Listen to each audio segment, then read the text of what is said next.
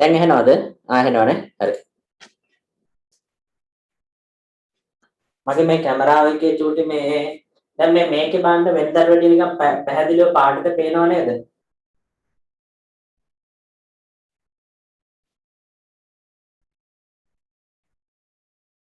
පැහැදිලිව පේනව නේද? ඔව්නේ හරි. කැමරාව පොඩ්ඩක් අවුල් ගිහින් තිබ්බා ලයිට් එක මාරු කරලා මේ ඒකයි. මම පුතේ කිව්වා අපි ගිය සතියේ අවසානයේට නතර කරේ මේ තොරතුරු හා සංනිවේදන තාක්ෂණයේ භාවිතයට ගනු ලබන විවිධ ශේෂ්ත්‍ර පිළිබඳව. හරිද? ඒ යටතින් අපි කතා කරා ඊ රාජ්‍ය ගැන කතා කළා. අද අපිට කතා කරන්න තියෙන්නේ මෙන්න මෙයා. ඊ-කොමර්ස්. ඊ වාණිජ්‍ය ගැන කතා කරන්න තියෙන්නේ. පුතේ මේ ඊ-කොමර්ස් කියන එක ගත්තාම මේ වර්තමානයේ මාර විදිහට මේ ඊ-කොමර්ස් භාවිත කරනවා. කොහමද? බඩගින්නක් ආවද මොකද කරන්නේ? දැන් ඔයාලා මිනුවම් ගොඩ කඩවතේ යවට නම් මොනවද? මෙන්න තියෙනවා. Pizza Hut, Domino's ඇප් එක ඩවුන්ලෝඩ් කරගත්තා. ඇප් එකෙන් ඕඩර් කරලා දැම්මා. ගෙදරට බඩු ටිකක් ගන්න වුණා නම් ගියා කීල්ස් එකේ වෙබ්සයිට් එකට නැත්නම් කීල්ස් ඇප් එක ඕපන් කරගත්තා. අවශ්‍ය ටික ඔන්ලයින්ම ඕඩර් කරා ගෙදරටම ආවා. හැබැයි මේක එක දෙයක් තියෙනවා. ඔයා නොදකිනා පැත්ත බඩු ඕන තරම් ගෙන්න ගන්න තියෙනවා. කෑමත් ඕන තරම් ගෙන්න ගන්න තියෙනවා. හැබැයි සල්ලි නැහැ. එහෙම ප්‍රශ්නයක් තියෙනවා. හැමෝටම ඒක බලපාලා තියෙනවා. ස්ථිර වැටුප් කට්ටියට නැතුව පෞද්ගලික අංශයේ සියලු දෙනාටම මේක බලපාලා තියෙනවා. හරි. එතකොට අපි තාක්ෂණයේ පැත්තෙන් ගත්තොත් එහෙම මේ ඊ වාණිජ්‍ය ඔස්සේ අපිට සෑහෙන වැඩ ප්‍රමාණයක් කරගන්න පුළුවන් හැකියාව ලැබිලා තියෙනවා. එහෙනම් අද දවසේ අපි කතා කරනවා පුතේ මොකද්ද? ඊ වාණිජ්‍ය ගැන. දාගන්න මාතෘකාව ඊ වාණිජ්‍ය. ඊ-කොමර්ස්. ඊ වාණිජ්‍ය. ඊ-කොමර්ස්.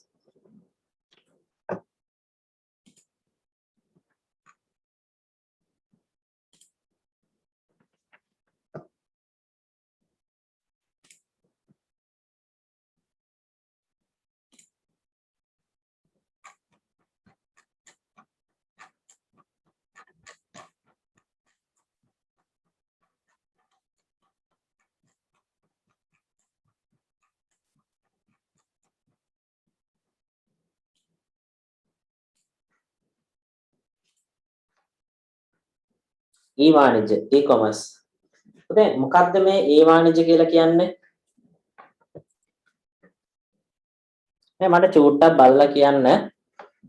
මට චුට්ටක් බලලා කියන්න මේ මෙන්න මේ විදිහට කතා කරනකොටද පැහැදිලි? දැන් ඉස්සෙල්ලා කතා කරපු එකද පැහැදිලි? නැත්නම් දැන් කතා කරන එකද කියලා පොඩ්ඩක් කියන්න. කටහඬ නිකන් දැයෙන්න වදින්නේ.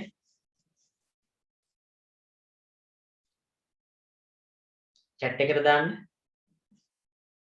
ඔන්න එක විදිහක්. ඔන්න අනිත් විදිහ. මේ විදිහද?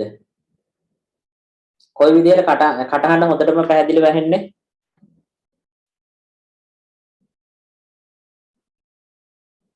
ඔන්න අංක 1. ඔන්න අංක 1. ඔන්න අංක 2. අංක 2. අංක 1ද අංක 2ද?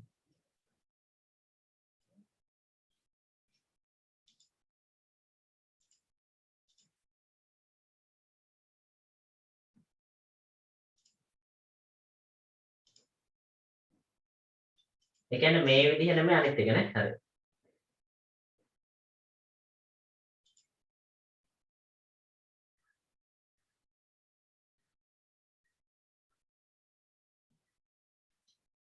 හොඳයි. පුතේ මේ ඊ වාණිජ්‍ය ගැන අපි ලියාගමු. ඊ වාණිජ්‍ය කියලා කියන්නේ මොකද්ද? තොරතුරු හා sannivedana තාක්ෂණයේ භාවිතා කිරීම මගින් හරිද? ලියන්න එපා. ඊ වාණිජ්‍ය කියලා කියන්නේ තොරතුරු හා sannivedana තාක්ෂණයේ භාවිතා කිරීම මගින් අන්තර්ජාලය හරහා ගනුදෙනු සිදු කිරීමට අපි කියන පුතේ ඊ වාණිජ්‍ය කියලා. එතකොට ඊ වාණිජ්‍ය ඔස්සේ අපිට පුළුවන් මොනවද? වෙනත් රටක සිටී තියෙන භාණ්ඩයක් හෝ සේවාවක් අපිට අත්පත් කරගන්න පුළුවන්. ඊට පස්සේ දුරස්ථව සිට අපිට මුදල් හුවමාරුවක් කරගන්න පුළුවන්. ගිණුම් අතර මුදල් හුවමාරු කරන්න පුළුවන්.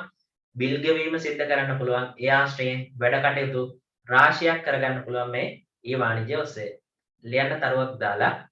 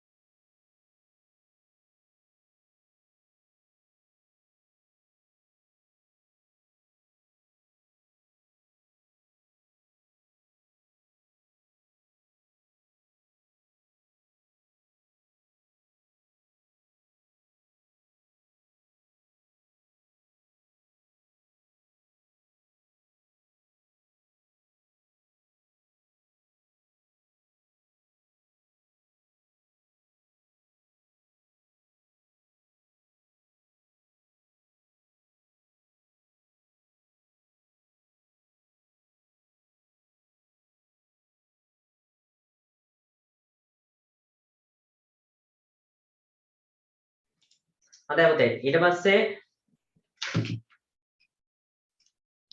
ඊ වාණිජ. ලියන්න තරුවක් දාලා ඊ වාණිජය යටතෙන්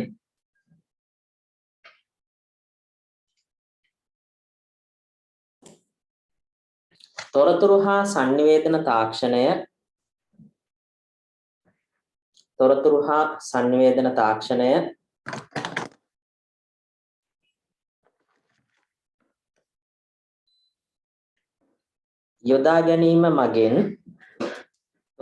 sannivedana තාක්ෂණය යොදා ගැනීම මගින්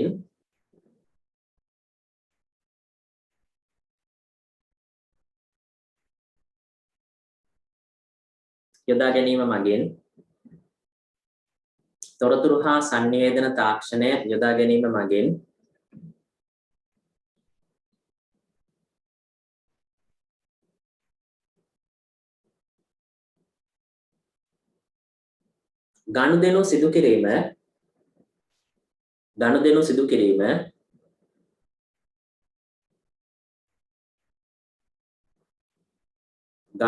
සිදු කිරීම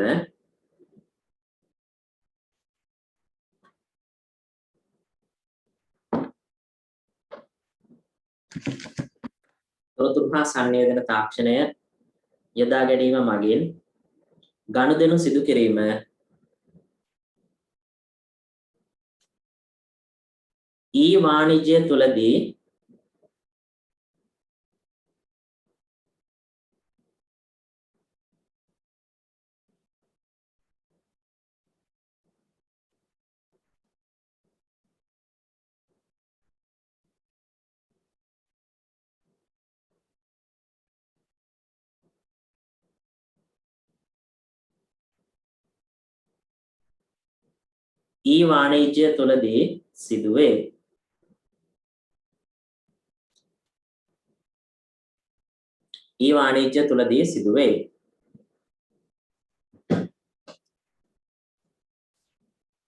ඊ වාණිජය තුලදී සිදුවේ. උදේ මේක මාර ඒ කියන්නේ මේ තාක්ෂණය තියෙන එක ඊටාම වටිනවා. මොකද වර්තමානයේ එහෙම දැන් ඔයාලා දන්නවා අපිට සංචරණ සීමා එළියට යන්න බෑ. යන්න පුළුවන්. ගිහලා ගෙදර එන්න බෑ. එක්කෝ පොලිසියෙන් දැක්කොත් උස්ස දැන් අර අලුත් සිස්ටම් එක මොකද්ද? පාරේ ඇවිදන් යනවනම් උස්සගෙන යන්න. ඒකත් හොඳයි. ඉතින් දැන් කොළඹ එහෙම ගිහිල්ලා පිට්නි යන්න ඕනේ නැහැ. කොහේ හරි ගිහිල්ලා පොඩ මාස්ක් එක පාත් කරන් හිටියනම් පොලිසියෙන්ම ගාන්ට එක්ක යනවා දැනට. උස්සගෙනම. හරිද? එහෙම නැත්නම් කෙලින්ම උසාවියේ. සංචරණ සීමා දැඩි නීති රීති සාමාන්‍යයෙන් එළියට බහින්න අමාරුයි. වාහනයක වගේ එක නම් එළියට ගිය හැකි නමුත් ඒ මොකක් හරි වැඩේ වැස්සුනොත් එහෙම කෙලින්ම කෝඩුවේ. හරිද? එතකොට පුතේ මේ ඇති වෙලා තියෙන තත්ත්වෙත් එක්ක දැන් අපි හැමෝගෙම විවිධ වූ මූල්‍යමය අවශ්‍යතා තියෙනවානේ. උදාහරණයක් විදිහට පුතේ අපිට ගොඩක් ආදරය කරන අය ඉන්නවා. දැන් ඔයාට තාම මේක තේරෙන්නේ නැහැ. ඔයාට අම්මට තාත්තට කියන්න පුළුවන් මේ වැඩේ කරලා බලන්න කියලා. කවදාවත් හිතන්න එපා Taman තනි වෙලා කියලා. කවදාවත් හිතන්න එපා. Taman තනි වෙලා කියලා හිතනවා නම් මාස දෙකක් ෆිනෑන්ස් එක ඇරියස් කරන්න. මාස දෙකක් ෆිනෑන්ස් එක හරිය ගෙවන ලෝන් එක හරිය ඇරියස් කරන්න. ඔයා හොයාගෙන ගෙදරට එන්නේ. ඒ කියන්නේ ඔයා කවදාවත් තනි වෙන්නේ නැහැ. මොකද බැංකු සහ ෆිනෑන්ස් ලස්සනට අපි දිහා බලාගෙන ඉන්නවා. එතකොට පුතේ අපි දැන් මේ ඇති වෙලා තියෙන තත්ත්වය අනුව ණය වාරික හරිය තියෙන ගෙවන්න තියෙනවා ටික අපි ගෙවන්න එපා. ෆෝන් බිලුත් එහෙමයි. බිල ගෙවුවේ නැත්නම් ඉතින් ආයේ ගෙවනකන් උදේටයි හවසටයි රැයටයි කෝල් එනවා. හරිද? අනික ගන්නෙ දන්නේ නැති නම්බර වලින්. දන්න නම්බරයකින් ගත්තා නම් බ්ලොක් කරලා හරි දාන්න තිබ්බා. එහෙමත් බෑ. හරිද? එතකොට පුතේ අපිට මේ ගෙදර හිටියා අපිට ගෙවන්න අවශ්‍ය කරන ගෙවන්න දැන් උදාහරණයක් විදිහට ඔයා අන්තර්ජාලය හරහා අපි ඔක්කොම යන්නේ. අපි සියල්ලම අන්තර්ජාලයට මුදල් ගෙවන්න ඕන. අන්තර්ජාල පහසුකමට. එතකොට අපි ගෙදර හිටියත් පුතේ දැන් උදාහරණයක් විදිහට හිතන්න දැන් අපි ඔක්කොම ගෙදර ඉන්නේ. නමුත් ගෙදර ඉන්නේ කියලා අපේ අන්තර්ජාල පහසුකම අපිට ෆ්‍රී දෙනවද? මෙයාලට මේ සංචරණ සීමා දාලා තියෙන්නේ. සල්ලි ගන්න හොඳ නැහැ. පව් මෙයාලා. මෙයාගේ ලෝන් එක මේ මාසේ ගන්න ඕනේ නැහැ. පව් ගෙදර ඉන්නේ. නෑ. එහෙම නෑ. ඒ අනුකම්පාවේ බබවුකුත් නෑ. හරිද? එතකොට අපි අනිවාර්යෙන් ගෙවිය යුතුයි. ගෙවන්න බැරි නම් පොලියක් සමග පස්සේ හරි ගෙවන්න ඕන. එතකොට පුතේ අපිට පුළුවන් අත්‍යවශ්‍ය දේවල් දැන් උදාහරණයක් විදිහට දැන් ෆෝන් එකක් අන්තර්ජාල සම්බන්ධතාවයක් වගේ පුතේ මේ දවස්වල අනිවාර්යෙන් ඕනනේ. අනිවාර්යෙන් ඕනනේ. එතකොට පුතේ අපිට ඒ ආශ්‍රිත දේවල් සියල්ලම අන්තර්ජාලයේ හරහා අපේ බැංකුව හරහා අපිට ගෙවීම් සිද්ධ කරන්න පුළුවන්. හැබැයි බැංකුව පොතේ සල්ලි තියෙන්න ඕනේ. සල්ලි නැත්නම් ගෙවන්න බෑනේ. ඒ විදිහට. එතකොට පුතේ ඊට පස්සේ දැන් ඔයා දන්නවා පිටරටවල් වලින් බාණ්ඩ ගේනකොට අපිට පුළුවන් කෙලින්ම අන්තර්ජාලයේ ඔස්සේම ඇණවුම් කරලා ගෙන්නන්න. අපි ආපහු යන්න අවශ්‍ය වෙන්නේ නැහැ. ඒත් එකම හිතන්න ඔයාගේ යාළුවෙක් කතා කරලා කියනවා හිතවතේ අනේ මම හදිසියක් මට මෙන්න මේ account number එකට රුපියල් 1000ක් දාන්නකෝ. දැන් ඔයා රුපියල් 1000 අරගෙන ටවුන් එකටම යන්න ඕන දේ වැඩේ කරන්න නැහැ. මොකද අපිට මේ ඊ-වාණිජ්‍ය ඔස්සේ ඊ-බැංකින් අපිට පහසුකම ලබා දීලා තියෙනවා. අපිට පුළුවන් අපේ ජංගම දුරකථනයේ අපේ account එකට log වෙලා අපේ ගිණුමට log වෙලා ඒ අදාළ ගිණුමට මුදල් කොමාරු සිද්ධ කරන්න පුළුවන්. හරිද?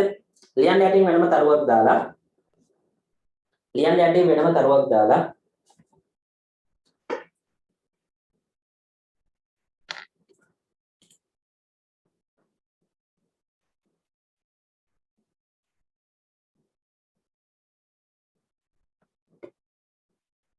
මේ මැෂින් එකේ ෆෑන් එක සද්දේ කරගෙන එක වේගෙන් යනවා කිව්වේ මගේද? මගේ හැම සද්දයක් ඇහෙන්නේ නැහැ නේ. චමෝත්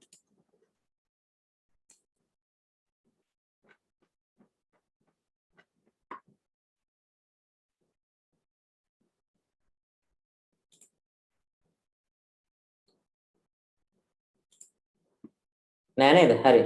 නෑ ඒක තමයි මම බැලුවේ මගේ කිසිම සද්දයක් ඇහෙන්නේ නැහැ. ඒ ෆෑන් එක වේගෙන් කරගෙන පුතේ ෆෑන් එකේ රොඩු හිර වෙලා රොඩු කියන්නේ දූවිලි හිර වෙලා ඇති. පරිගණකයේ ෆෑන් එක වේගෙන් කරගෙන ගොඩක් දූවිලි හිර වුණාම එතකොට එයා හයියෙන් වැඩ කරනවා. මදර් බෝඩ් එක ගලවලා ෆෑන් එක චුට්ටක් ඔය සර්ජිකල් ටිකක් දාලා සර්කිට් එකට වතුර යන්නේ නැති විදිහට අර ෆෑන් එකක් අපි සුද්ධ කරනවා වගේ දැන් ෆෑන් එකේ දූවිලි අයින් කරන්නේ. අන්න ඒ වගේ තටුවල දූවිලි ටික අයින් කරන්න. එතකොට හරියයි. හොඳයි.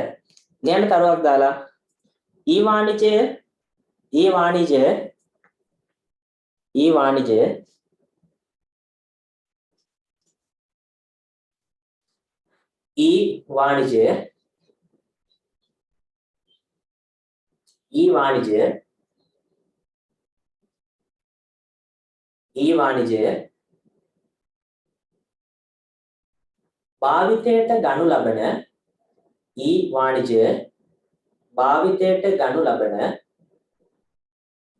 භාවිතයට ගනු ලබන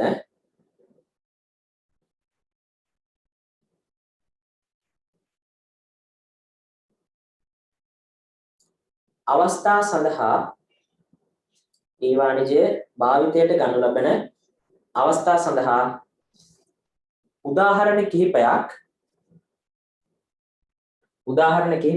පහතින් දැක්වේ. දැන් අපිට නම් මේ දවස්වල බැංකුවේම හරි ආදරේ. නිතර එක බැංකුවෙන් අපිට කතා කරනවා මතක් කරන්න.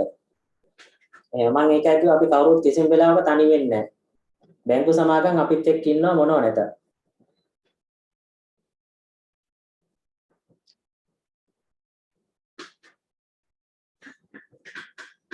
හරි. පොත අපිට පුළුවන් ඊ වාණිජය ඔස්සේ මේ අන්තර්ජාලය හරහා අපිට පුළුවන් භාණ්ඩ හා සේවා මිලදී ගන්න පුළුවන්. උදාහරණයක් විදිහට අපේ ලංකාවේ ප්‍රසිද්ධ ඇප් එකක් තියෙනවා මොකද්ද? දරස් ඇප් එක. ලෝක ප්‍රසිද්ධ වෙබ් අඩවියක් තියෙනවා පුතේ මොකද්ද? eBay. AliExpress. මෙන්න මේ වගේ. හරිද? එතකොට පුතේ අපිට පුළුවන් අන්තර්ජාලය හරහා එක සැනින් ලෝකේ ඕනෑම තැනක තියෙන භාණ්ඩයක් හෝ සේවාවක් අපි සතු කරගන්න පුළුවන් මේ ඊ වාණිජය ඔස්සේ. දැන් අංක 1 අන්තර්ජාලය ඔස්සේ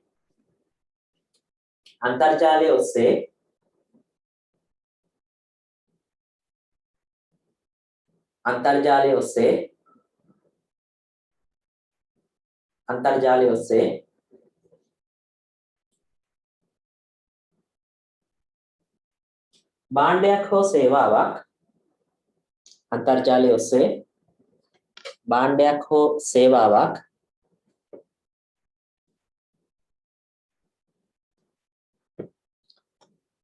එසැනින් අත්පත් කර ගැනීමේ හැකියාව. අත්පත් කරන්න බෑ එතකොට එහෙම නෙවෙයි. එසැනින් මිලදී ගැනීමේ හැකියාව. භාණ්ඩයක් හෝ සේවාවක් එසැනින් මිලදී ගැනීමේ හැකියාව.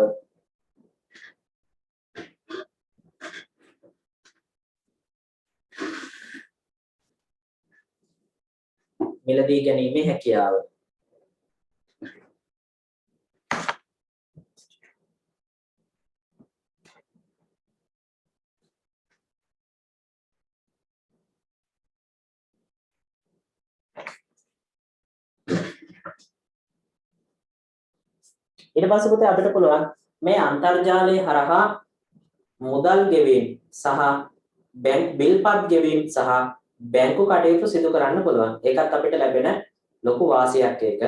දැන් ඊගාව එක අන්තර්ජාලය හරහා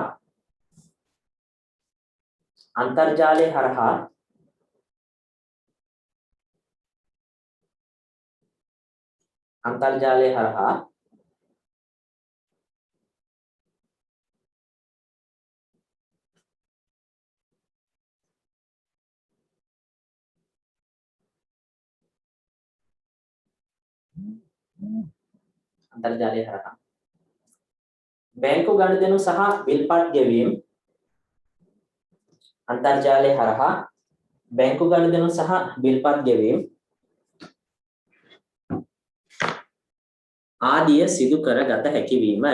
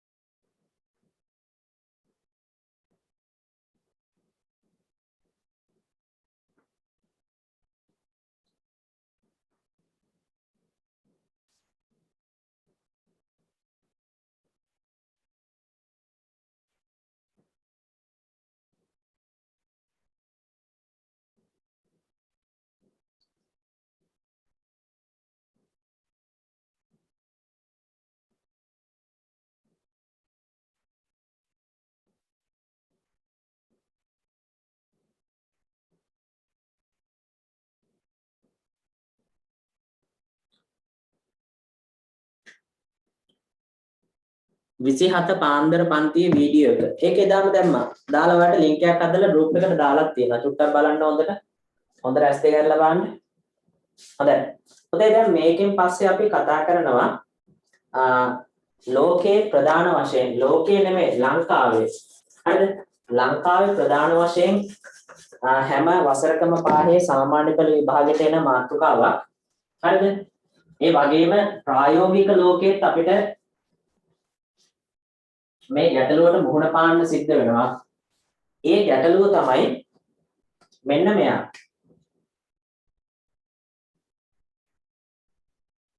digital divide. අංකිත බෙදීම.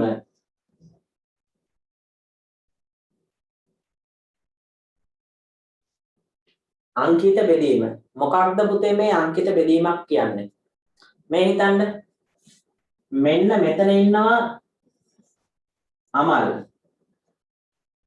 මේ ඉන්න අමල් පුතා. මෙතන ඉන්නවා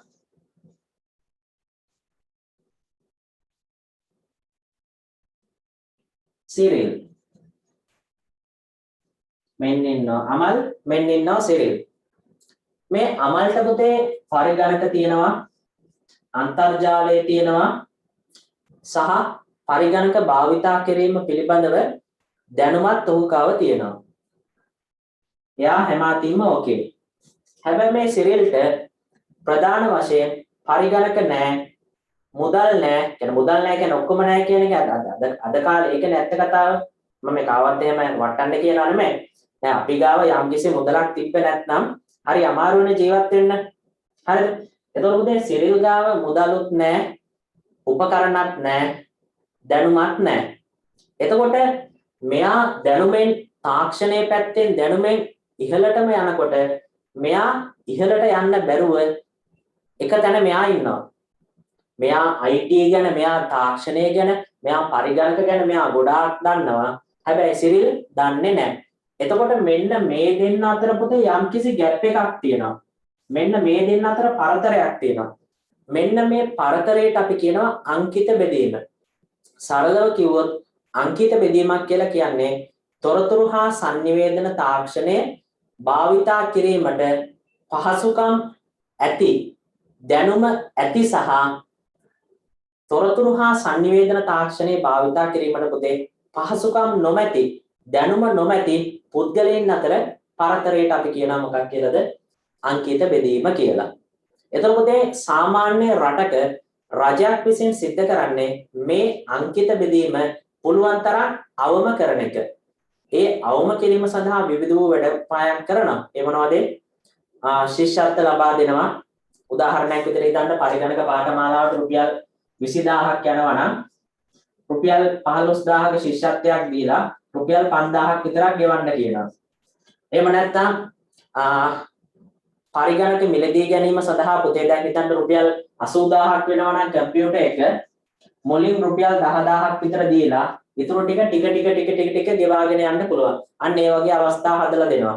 ඊට පස්සේ පුතේ විවිධ ග්‍රාමයන් වලට විවිධ තාක්ෂණික මධ්‍යස්ථාන ලබා දෙනවා. අන්න ඒ වගේ වැඩ කටයුතු රජයන් විසින් සිද්ධ කරනවා. ඊට පස්සේ පෞද්ගලික ආයතන විසින් සිද්ධ කරනවා පුතේ පරිගණක පහසුකම් නොමැති පාසල් සඳහා පරිගණක විද්‍යාගාර සහ පරිගණක උපාංග ලබා දීම සිද්ධ කරනවා. අන්න ඒ වගේ පැහැදිලි නේද? එතකොට මොකක්ද අංකිත බෙදීම කියන්නේ? මේ 11 වසරට අනිවාර්යෙන් විභාගයට යන මාතෘකාවක් මේක. මොකද පුතේ වර්තමානයේ ලංකාවේ තත්ත්වය මේකයි. කට්ටියක් ඉන්නවා දන්න කට්ටියක් ඉන්නවා නොදන්න කට්ටිය. මෙන්න මේ දෙකොල්ල අතර තියෙන ગેප් එක තමයි මොකද්ද? අංකිත බෙදීම කියලා කරන්නේ. ඔන්ලයින් එකත් එහෙමනේ පුතේ. මේ ඔන්ලයින් එකේ ඔයා හොයලා බලන්න 10ක් ගත්තොත් ළමයි 8ක් විතරන ඔන්ලයින් එක මේ අපේ බස්නාහිර පළාතේ. වෙන පළාත්වල ඊටත් වඩා අඩුයි. බස්නාහිර පළාතේ ළමයි 10ක් ගත්තොත් 7ක් විතර ඔන්ලයින් වලින් එනවා. හැබැයි මේ ඉතුරු 10න් 3 දෙනාට ඔන්ලයින් යන්න පහසුකම් නැහැ. එක්ක සිග්නල් නැහැ. නැත්නම් ජංගම දුරකථනයක් හෝ ලැප්ටොප් එකක් නැහැ. ඉන්ටර්නෙට් කනෙක්ෂන් එකක් නැහැ. අන්න ඒ වගේ ගැටලු. ලැම් තරවක් දාලා මාතෘකාව තේ මොකද්ද? අංකිත බෙදීම. අංකිත බෙදීම.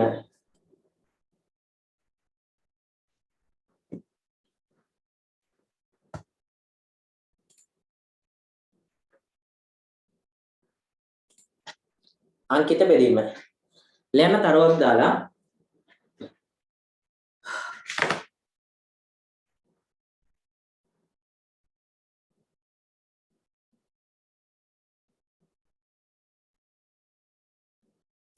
පරිගණක සහ අන්තර්ජාලය වැනි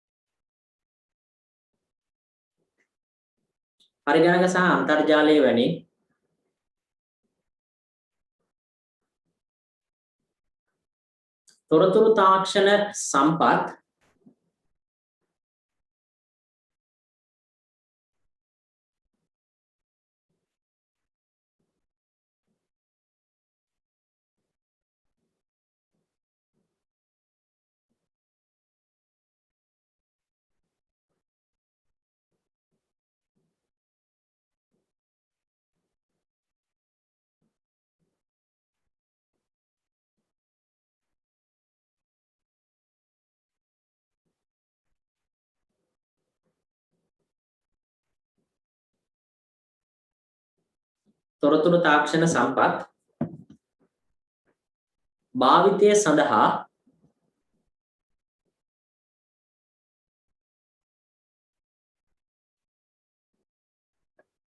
භාවිතය සඳහා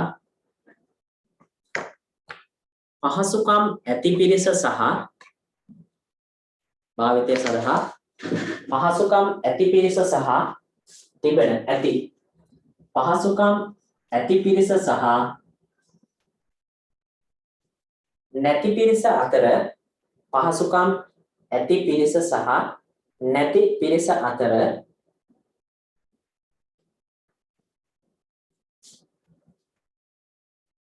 පහසුකම් ඇති පිරිස සහ නැති පිරිස අතර පහසුකම් ඇති පිරිස සහ නැති පිරිස අතර පරතරය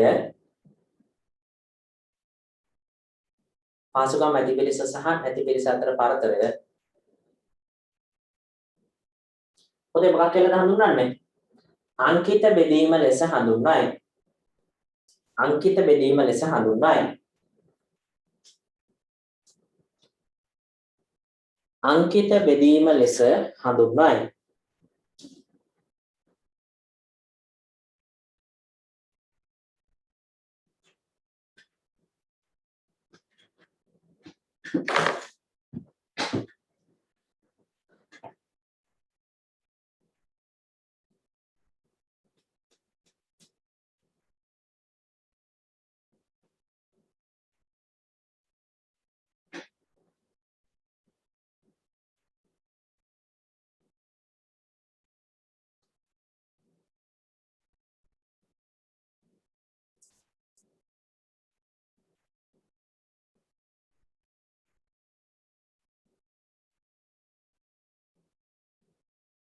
අංකිත බෙදීම ලෙස හඳුන්වයි.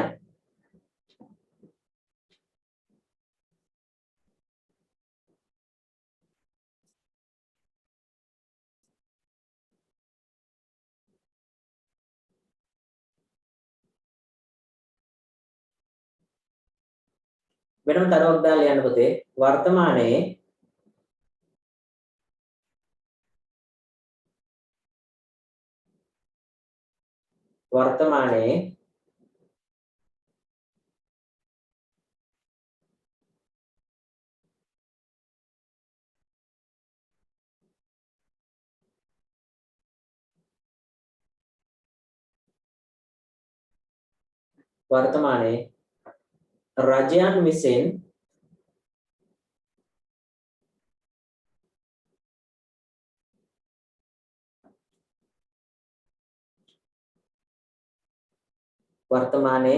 රජයන් විසින්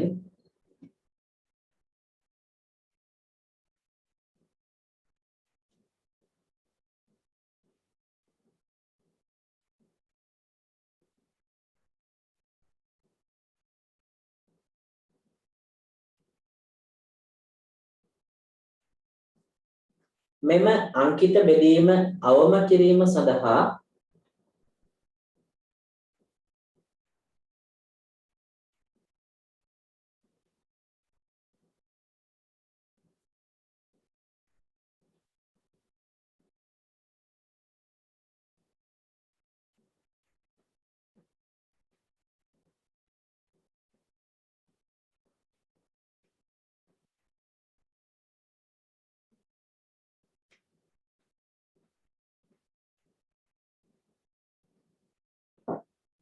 අවම කිරීම සඳහා විවිධ වූ ක්‍රම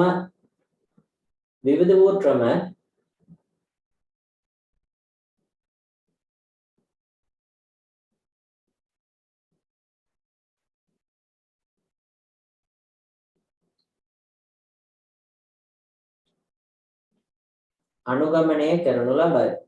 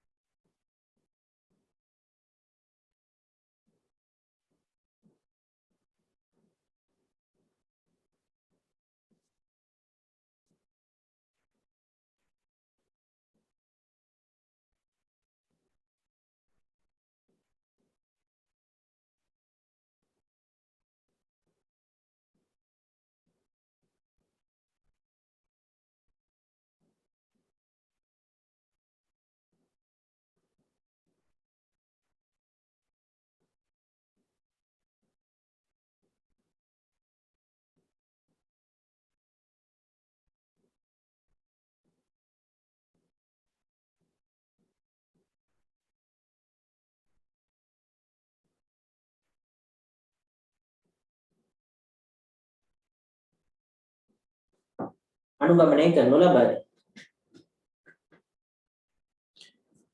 හරි පොතේ ඒ අනුගමනය කරනු ලබන ක්‍රියාමාර්ග මොනවද කියලා හරිද? ඒ අනුගමනය කරනු ලබන ක්‍රියාමාර්ග මොනවද කියලා අපි 11 වසරේදී කතා කරන්නේ. අපි 11 දී කතා කරමු. දැන් ඊගාවට කතා කරනවා පොතේ මේ වර්තමානයේ මේකත් වර්තමානයේ එක යන ගැටලුවක්. නැවක් ගිනි ගත්තා. මොකක්ද ඒ නැව? එක්ස්ප්‍රස් පර්ල් නෞකාව. ගිනි අරගෙන පොතේ නිවුස් වල පෙන්වුවා නේද? ඒ නැවේ තියෙන සොම්බු රසායනික ද්‍රව්‍ය තිබ්බ කෑම අනම්මනම් ඔක්කොම වෙරළට ගහගෙන එනවා. අපි ඇයිලා මොකද කරන්නේ? ඒ ටික උස්සගෙන වහුණක් කමක් නැහැ, බෝම්බයක් උනක් කමක් නැහැ, ගෙදර අරන් යනවා. සමහර රසායනික ද්‍රව්‍ය තියෙනවා පොතේ හරියට ගෑවුනොත් එහෙම අත්දිය වෙලා යනවා. මේවා නිකන් මේ ප්ලාස්ටික් වගේ දිය වෙලා යන රසායනික ද්‍රව්‍ය තියෙනවා. ඒකයි නිවේදනයක් නිකුත් කරේ මේවා අල්ලන්න කරන්න යන්න එපා කියලා. ඔයාලට මතකද ඒත් එක්කම ප්‍රවෘත්ති වල පෙන්නනවා පුතේ මොහොතේ සිටින මාළුන්ගේ කරමල් ඇස්සේ අර පොලිතින් බෑග් ප්ලාස්ටික් නිෂ්පාදනය කිරීමට ගන්න අර පොඩි පොඩි කැට జాතියක් මොහොතට ගිහින් තිබ්බේ. ඒක ඔක්කොම මොහොත පුරාවටම විහිරිලා. ඒ කැට සියල්ලම පුතේ දැන් අපි මාළු ටැංකියෙන් එක මොන හරි පොඩි කැලි ටිකක් දාලා බලන්න කැම කෙල හිතාගෙන මේ මාළු කනවනේ.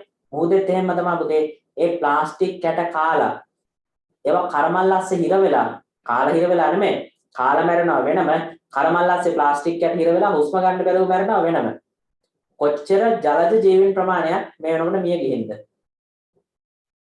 එතකොට අන්න ඒ වගේ පුතේ මේ තියෙන දේවල් සමහර වෙලාවට ටික කාලයක් යනකොට මේව වහ වෙනවා කියන උදාහරණයක් විදිහට හිතන්න මෙන්න මේ තිරේ හිතන්න මේ තිරේ හිතන්න මම අවුරුදු 5ක් පාවිච්චි කරනවා. මේ තිරේ මම අවුරුදු 5ක් පාවිච්චි කරාට පස්සේ අවුරුදු 5න් පස්සේ මේ තිරෙන් මට වැඩක් ගන්න බැරි වෙනවා. මම එක විසික් කළා දානවා. පුතේ මේ විසික් කළා දාන එක වහ වෙන්න පුළුවන්. ඒ කොහොමද වහ වෙන්නේ? පුතේ මේවා ඇතුළේ තියෙන මූලද්‍රව්‍ය. ඒ මූලද්‍රව්‍ය පුතේ එකිනෙක ප්‍රතික්‍රියා කරලා විවිධ වූ දේවල් එළියට දෙනවා. උදාහරණයක් විදිහට හිතන්න මෙන්න මේ විදිහට.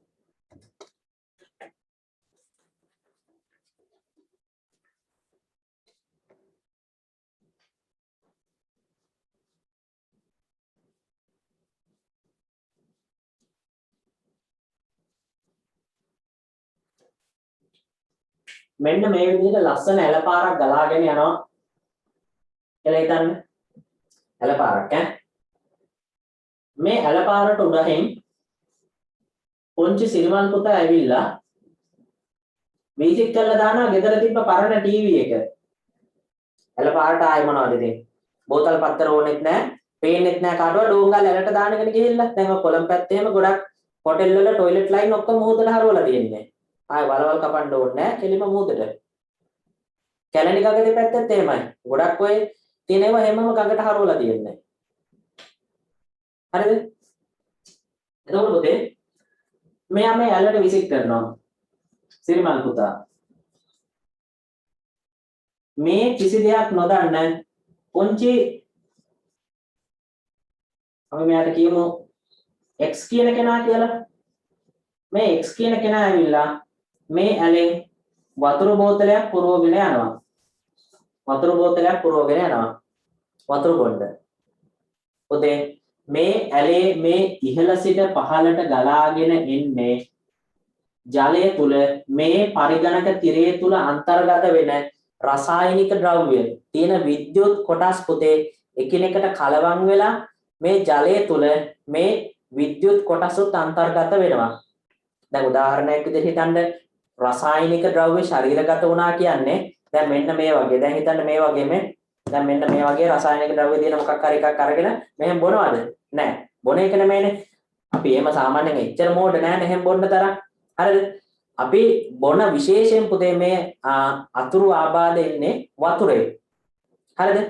එතකොට පුතේ මෙන්න මේවා වතුරත් එක්ක මිශ්‍ර වෙලා අපි මේවා පානය කරාට පස්සේ දීර්ඝ කාලීනව අපිට හොයන්න බැරි ලෙඩ හැදෙනවා. හොයන්න බැරි ලෙඩ හැදෙනවා. හරිද? එතකොට පුතේ ඒ සියල්ලට අපි විශේෂ නමක් කියනවා. අපි e-waste කියලා කියනවා. e-waste සිංහලෙන් කියනවා අපි විද්‍යුත් අපද්‍රව්‍ය. එහෙනම් පුතේ අපේ ඊගාට අපේ මාතෘකාව තමයි මොකද්ද? විද්‍යුත් අපද්‍රව්‍ය. දාගන්න මාතෘකාව. විද්‍යුත් අපද්‍රව්‍ය. විද්‍යුත් අපද්‍රව්‍ය.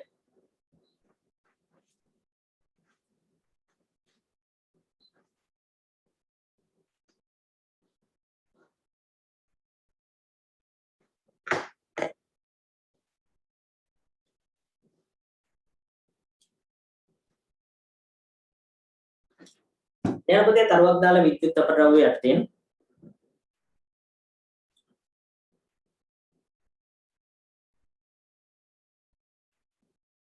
විද්‍යුත් උපකරණයක්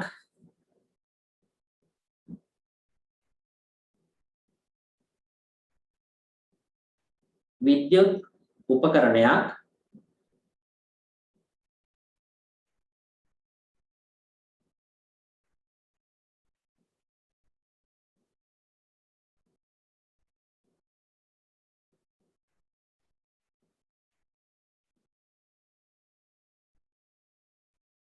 විද්‍යුත් උපකරණයක් එහි ඵලදායී ජීව කාලය ඵලදායී ජීව කාලය කියන්නේ පුතේ භාවිතයට ගන්න පුළුවන්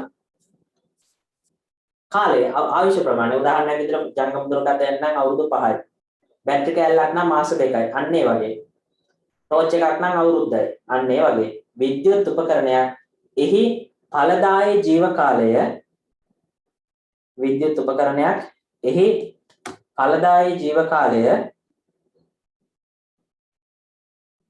අවසන් වීමෙන් පසු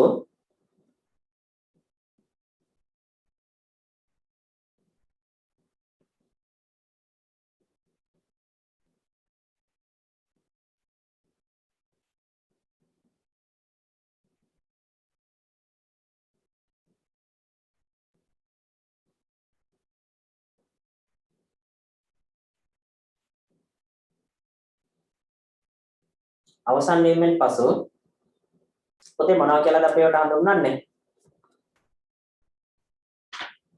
විද්‍යුත් අපද්‍රව්‍ය ලෙස අවසන් වීමෙන් පසු විද්‍යුත් අපද්‍රව්‍ය ලෙස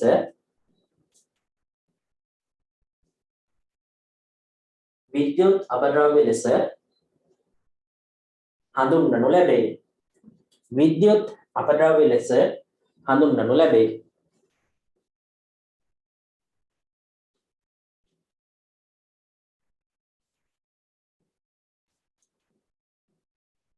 හඳුන්වනු ලැබේ එවැනි විද්‍යුත් අපද්‍රව්‍ය වෙනම තරුවක් දාලා දෙන්න. එවැනි විද්‍යුත් අපද්‍රව්‍ය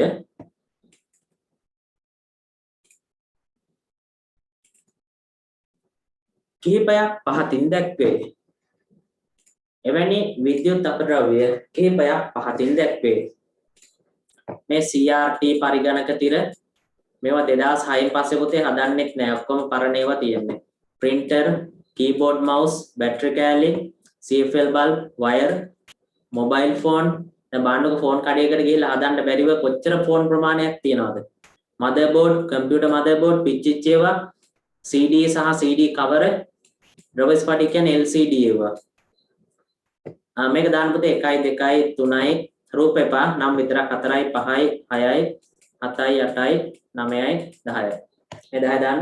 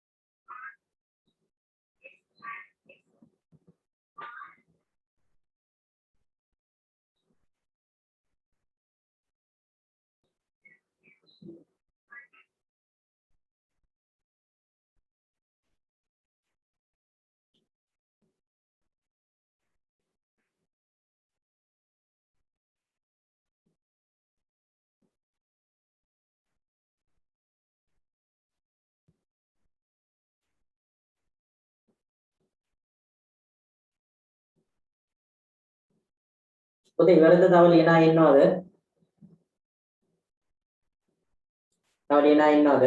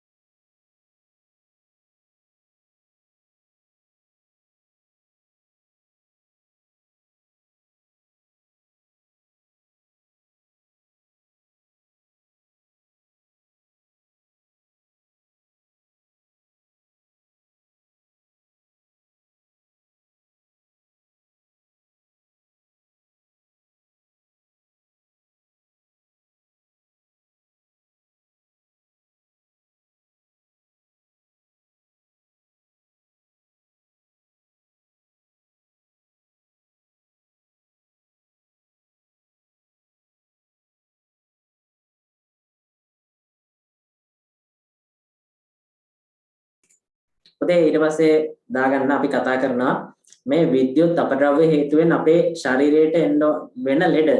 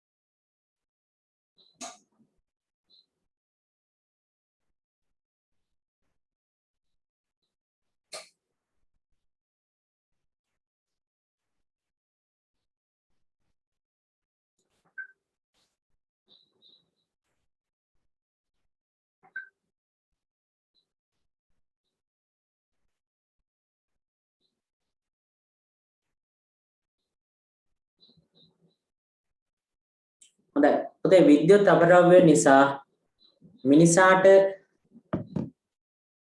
මුහුණ පෑමට සිදුවන දාගෙන මාතෘකාව විද්‍යුත් අපද්‍රව්‍ය නිසා මිනිසාට මුහුණ පෑමට සිදුවන නැත්නම් මෙහෙම කියන්න මේ විද්‍යුත් අපද්‍රව්‍ය නිසා මිනිසාට වන හානි මේ ඔයාලගේ අවසාන පාඩම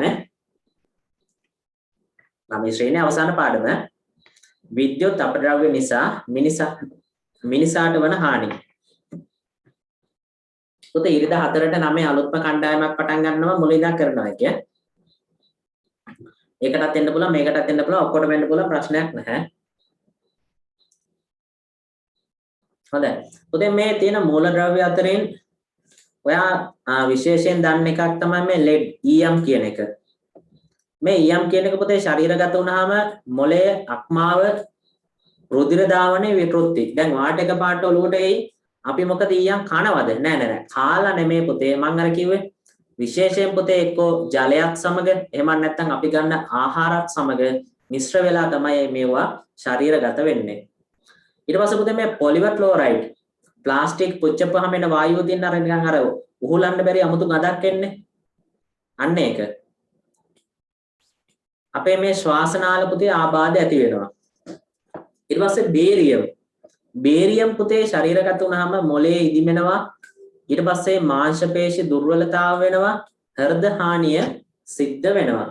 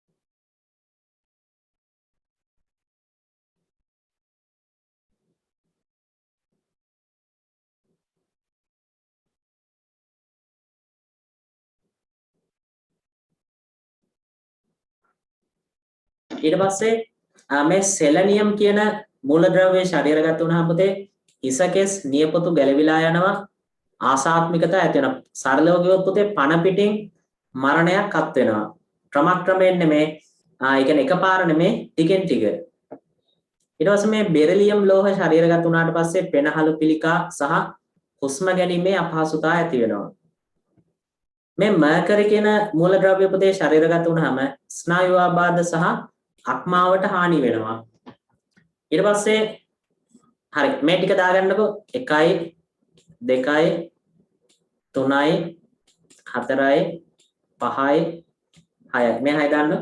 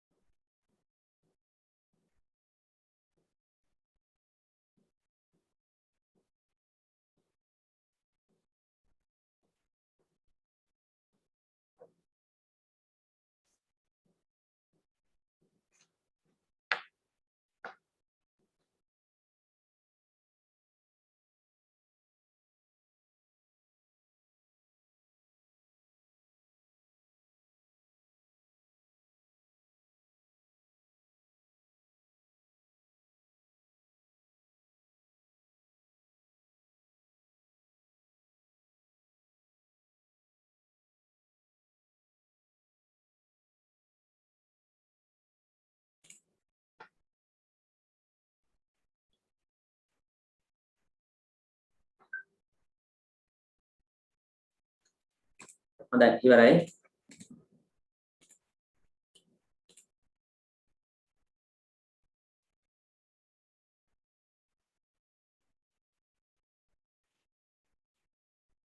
ඊට පස්සේ පුතේ මේ ආසනික් ශරීරගත වුණාම පිළිකා සහ ස්නායු ආබාධ ඇති වෙනවා. ඊට පස්සේ ට්‍රයික්ලෝරෝ එතිලීන් ශරීරගත වුණාම පුතේ අක්මාවට සහ පිත්තාශයට හානි සිද්ධ වෙනවා. ලදරු මරණ පවා සිද්ධ වෙනවා. කැඩ්මියම් ගියාම වකුගඩු දුර්වල වෙනවා. අස්ථි ඝනත්වයට හානි වෙනවා. ඒ කියන්නේ සාමාන්‍යයෙන් උඩ ඉඳන් බිමට පැන්නත් පුතේ අපේ ශරීරයේ අස්ථි කැඩෙන තරමට ඝනත්වයට හානි වෙනවා. ඊට පස්සේ පුතේ මේ brominated flame retardants කියන එක ශරීරගත වුණාම ශාරීරික දුර්වලතා ප්‍රධාන වශයෙන් ඇති වෙනවා. ඊට පස්සේ මේ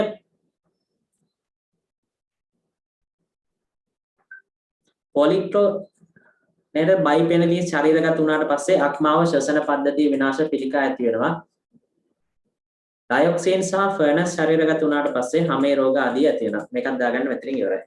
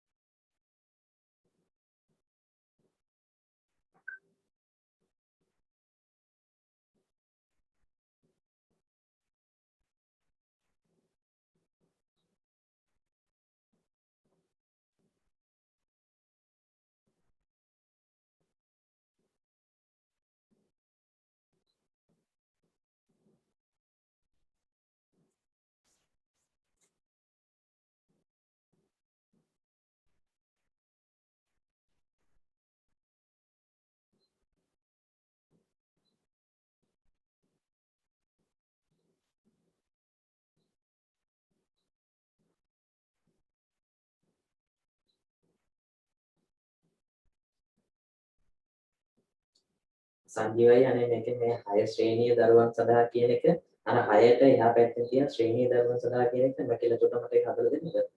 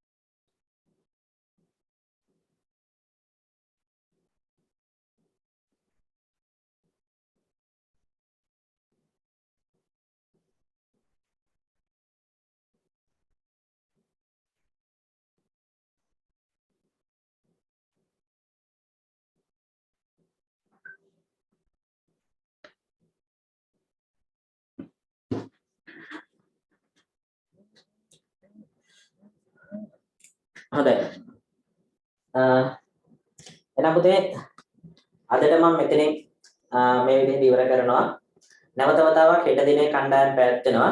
පුතේ මේ දවස්වල පන්ති තියෙනකොට යම් යම් මේ කාලගුණෙත් එක්ක මෙහෙ වෙන්න පුළුවන්. ඒ හින්දා පොඩක් ඒක ගැන සැලකිලිමත් වෙන්න. එහෙනම් අපි ලබන සතියේ හම්බෙමු. හෙටත් පන්තියේ තියෙනවා කැමතියට එන්න පුළුවන් ලින්ක් එක දානවා. ඒත් එක්කම මම පන්ති ගැන දාන කාලසටහන පුතේ ඔයාලගේ යාළුවෝ ඔක්කොටම ෂෙයා කරන්න.